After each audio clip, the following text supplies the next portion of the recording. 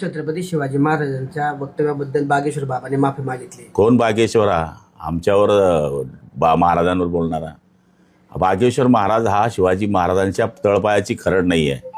अक्कल नसलेले लोक हे महाराज होऊन बसलेले आहेत काही आणि काही महाराजांच्या बाबतीत बोलतात.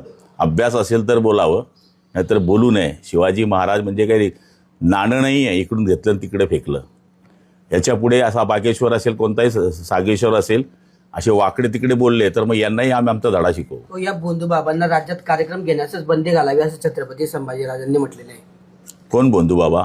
सगळे राज्यात कार्यक्रम नावावर उपाला आलेले आहेत. बोंधूंना बोंधूच करून टाकावा पक्का. संजय गायकवाडांचे त्यांनी दिलगिरी व्यक्त केलेली असली तरी सुद्धा एक पक्षाला मोठे नामुष्की त्याच्यामध्ये सहन करावी लागली. मी पण काल आपल्या जवळच्याच एका पत्रकाराने हे सांगितलं की माझ्या सकट किंवा सगळ्या आमदार महोदय किंवा पक्षाचे वरिष्ठ पदाधिकारी जे असतील त्यांनी पक्ष नेतृत्वाला किंवा महायुतीला याचा परिणाम होईल असे वक्तव्य टाळण्याचा प्रयत्न करावा, अशी अपेक्षा आमची सगळ्यांकडनं आहे. ती माझ्याकडनं पण आहे आणि आम्ही सुद्धा ती पाळलं पाहिजे या विचाराचा मी आहे.